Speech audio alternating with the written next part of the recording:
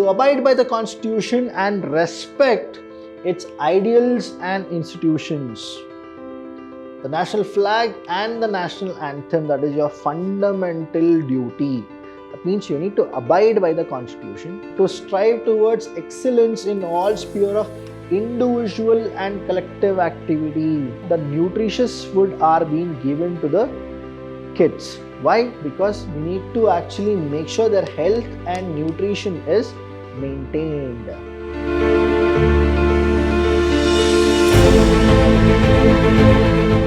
Hello everybody, a warm welcome to one and all. I'm Vidhyaashram from the Department of Commerce and Management in Vidhyaashram First Grade College, the Temple of Excellence. Welcome to this unit. Now in this unit we will learn something about the fundamental rights. Now here, fundamental rights, what exactly they are.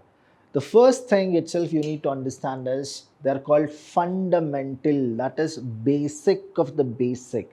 And we have 6 fundamental rights, namely from the first to the last. I'll tell you how to remember it. I would have given it here properly, but anyhow, you need to understand.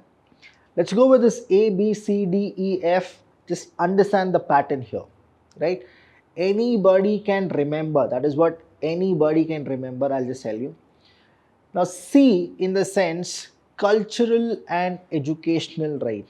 So in that A, B, anybody, just understand. From C is cultural and educational right. Now here, please do understand, there is something called E, equality, F, freedom. The same way, whenever there is a problem, you have the constitutional, right? You have what? Constitution. So you have constitutional remedies. And if anybody is exploiting you, you are supposed to go against. That is exploitation, you are supposed to voice out. So right against exploitation. So these are the things which you are supposed to remember. So the first fundamental right is all about right to equality. The next is right to freedom. The next is right against exploitation. Next is right to freedom of religion. You can practice your own religion whenever you want to change, you can change it. You have all the freedom for your religion. Cultural and educational right. Right to constitutional remedies. So if you understand this, it's all about the A, B, C, D, E, F. That is how the entire constitution is gone with. Now this is only the trick where you people can remember. That is what I'm telling. This is called the ACT, Abhilash Chandra tricks.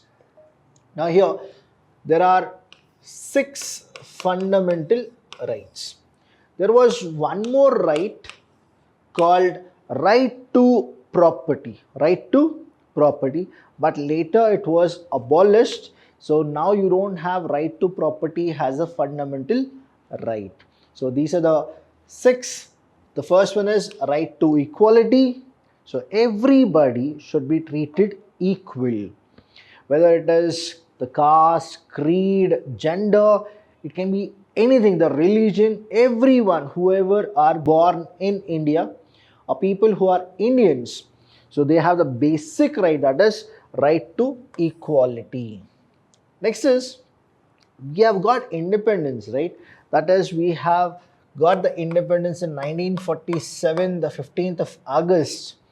From then, if you understand, the way we adopted the constitution was 26th November 1949 and the inaugural happened on 26th of January 1950. So there the Indian constitution, it says that the fundamental rights is right to freedom. It's a very basic right, right to freedom. But freedom doesn't mean whatever you want to do, you will be doing it. No. Nobody else should have a problem with that freedom what you are having right now. So that you are supposed to understand. Right against exploitation. Anybody who is exploiting you, you have all the right to go against them. But again, there is something called law. You are supposed to not take law in your own hands. You need to report it. You need to go to the police. You are supposed to tell the police what exactly you are being going through. Then the police will take action and they will actually solve the problem. Right to freedom of religion. The freedom is there, right? Right to freedom is the same. Right to freedom of what? Of religion. You have all the freedom of the religion. Cultural and educational right. Please understand, the drafting committee chairman B.R. Ambedkar, Baba Sahab, he always used to say, education is a weapon for anything and everything. So that's the reason they have drafted as if the cultural and education right. That is, education is a must. It should be a right of every citizen. Right to constitutional remedies. Any kind of constitutional remedies are there, we are supposed to claim it. That is the reason the democracy was given to Indians. The fundamental duties. Here, there are 11 fundamental duties. How many are there? 11 fundamental duties. Earlier, we had only 10 fundamental duties. One is added. Now, I'll tell you when it was added and what exactly that fundamental duties is. Now, if anywhere you are being asked that how many fundamental duties India have in the Indian Constitution, please don't tell there are 10. There are how many? There are 11 fundamental duties. The first thing is to abide. To abide by the Constitution and respect its ideals and institutions. The national flag and the national anthem, that is your fundamental duty. That means you need to abide by the Constitution. The ideals you are supposed to go through. See, it is for us, right? So we need to actually say, yes, this is your ideology and we respect it. Next, see, if we don't respect, who else will respect? That's the reason. Duty means what? It's the obligation. It's what? The obligation. Okay. Next is to cherish and follow the noble ideals which inspired our national struggle for freedom. We should always rejoice. We should always cherish the people who have actually given us this independence. To uphold and protect the sovereignty, unity and integrity of India. We should always be there for India. And we need to uphold what? The sovereignty, the unity and the integrity of India. To defend the country and render national service when called upon to do so. We should always be ready. So it is not about we should always be ready to sacrifice our life for India. No, it is not like that. We should be always ready to take somebody's life if India is in threat. So that is what I always go with it. That's why the soldiers are there, right? Whenever, however, and whomever, if you approach it to any of the soldiers will always say, we are here protecting the borders, but what is happening inside India? What is actually India is going through? See, India is going through corruption. India is going through, say, monopoly in some of the business ideologies or the business concepts, where rich is actually getting richer, the poor is getting poorer. So what the soldiers usually say is, if we also forget our duty and come back to our home, what will happen? So that's a reason we should always respect our soldiers and we should always have that gratitude that whoever are helping India develop, we need to always be there with them. And whenever India is in need, we should all go and defend our country. We should always give service, right? We should give what? Service to whom? For the motherland. We should always be there to give it. And it is, don't you feel, it's our fundamental duty to also protect people who are inside India.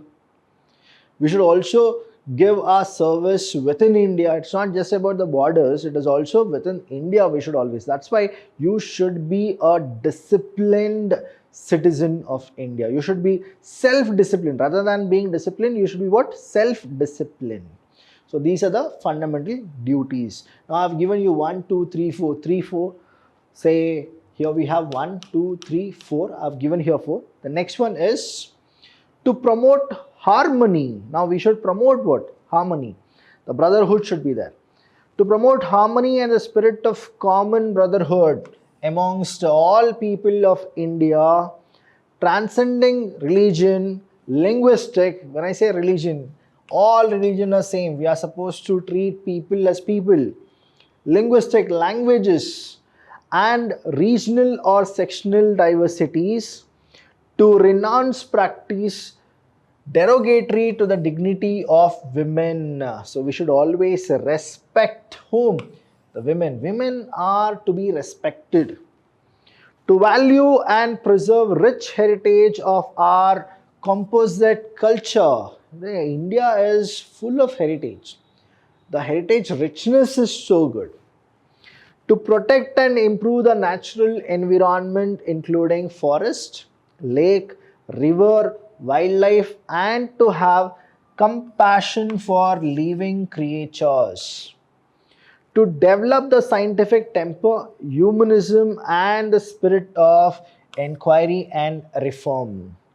To safeguard public property and to abjure violence.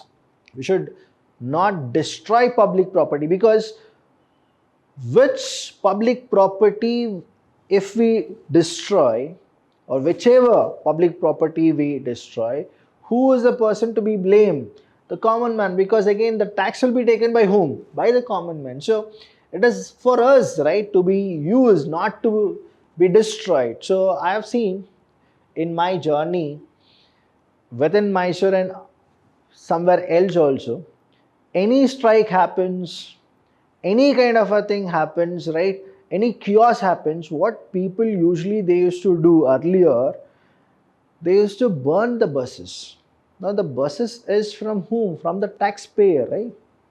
So why are you destroying it? That was always my question. When I learned about fundamental duties, I thought that this should be told to each and every person, that the fundamental duty for any citizen is what? To safeguard public property and to abjure violence. Violence should not happen. Now people love violence. I really don't know why they are in that mood actually.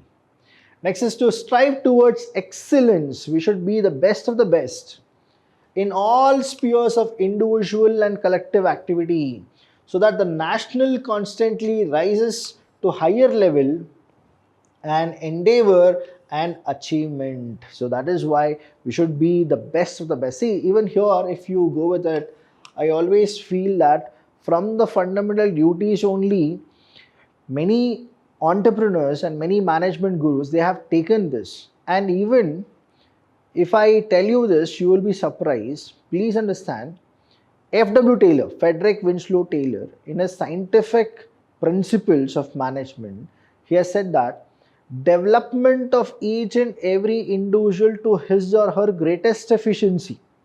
Do you feel this is also the same kind of a thing? To strive towards excellence in all sphere of individual and collective activity. Why? So that the nation will develop.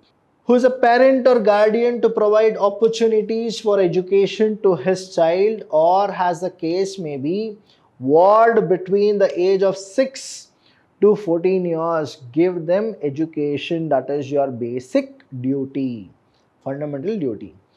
According to the 86th constitutional in 2002, this is added. So till here we had 10. This is added in 2002.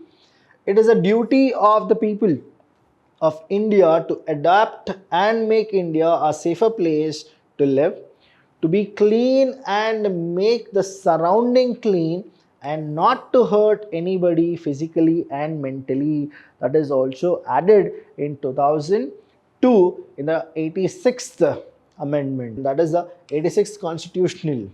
So here, please understand, we should keep our surrounding clean. We should not hurt anybody mentally as well as physically. It is the basic fundamental duty a person should go through. Next is the directive principle of state policy. This is a very, very important topic which you are supposed to understand. It is mainly you people, whoever learn or whoever wants to learn more about the constitution, DPSP is actually one of the very good topic in the entire constitution of India. So directive principle of state policy is also known as DPSP, are a set of guidelines or principles outlined in part 4. Now here DPSP, here the first part of India, the total there are 22 parts which is divided. Now the first part, it's all about the union, the territory and the things. The second is all about citizenship. The third is about the fundamental rights. The fourth one, here we have the fundamental duties as well as the directive principle of state policy.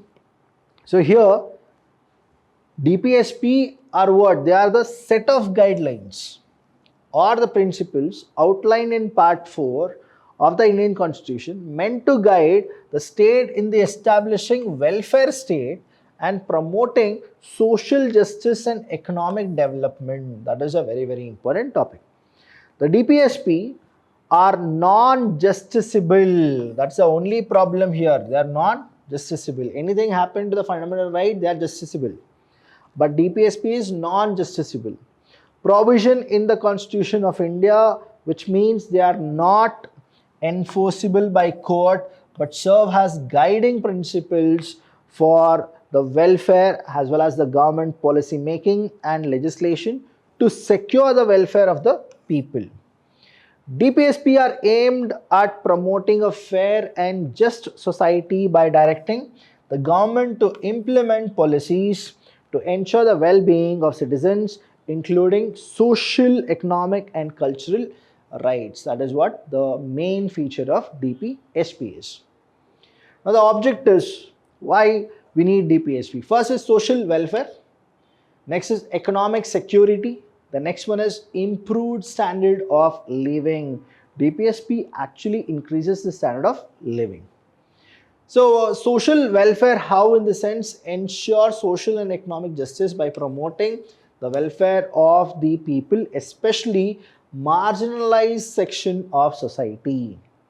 Economic, that is aim to reduce economic inequality by ensuring equitable distribution of wealth and resources. See, these are the things which they have done before 1950, right? Now we are talking about 2024. If we would have taken DPSP in a very serious manner and it was supposed to be justiciable, now economic security would be secured. See, now in India what is happening? More than the socialistic economy and the capitalistic economy, we have taken the mixed economy where you have socialistic as well as capitalistic features. But now the capitalistic feature is more than the socialistic. That's why the rich is getting richer. The poor is getting poorer. Now this wealth and resources, when I tell you about this equitable distribution, it is not happening. Don't you feel that? Is it happening or it is not happening? You should actually come in. Improved standard of living. Now here, work towards enhancing the standard of living for all citizens with a focus on the less fortunate sections of the society. We should always think about the people, right? The bichade people. That is what we are supposed to go with. Next is equal opportunity. DPSP always aims at one thing, that is give opportunity equally. So promote equality of opportunity in education, employment and other field, ensuring that no one is discriminated against due to the caste, creed, religion or gender. Right to education, that is what DPSP had the main objective, that is ensure free and compulsory education for children up to a certain age, that is says from 6 to 14. Promotion of health and nutrition.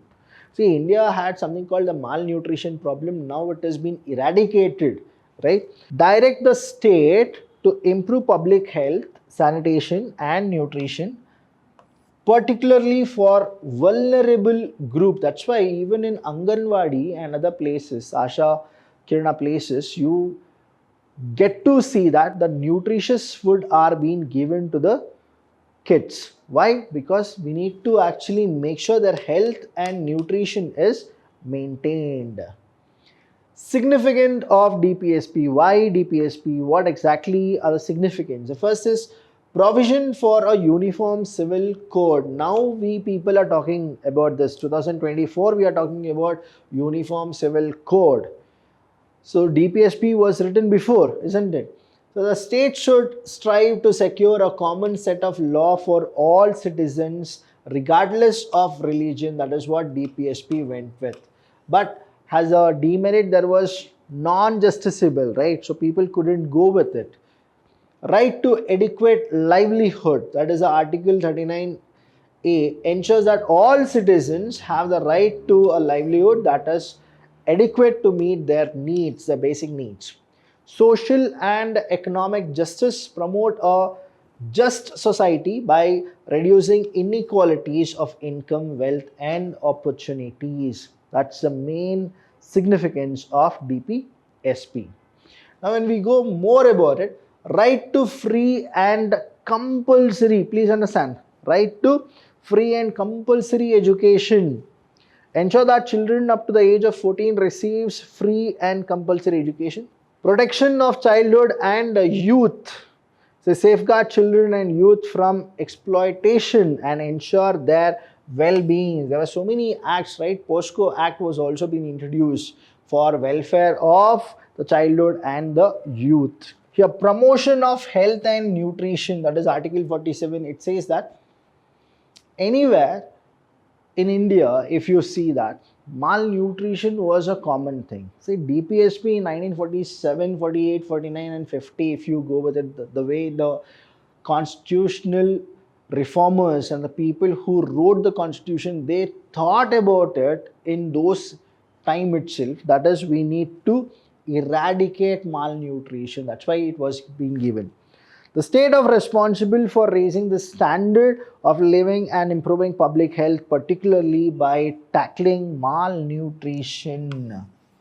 This is what the main significance and the objective of DPSP is, to maintain their livelihood, to maintain the health of people, to give them education, to give them all equal kind of opportunities. So don't you feel DPSP is actually something which we should have used from the minute we adopted the constitution? So anything regarding this session, please do call us. We are always there to help you. Thank you so much. I'll see you when I see you. Thank you.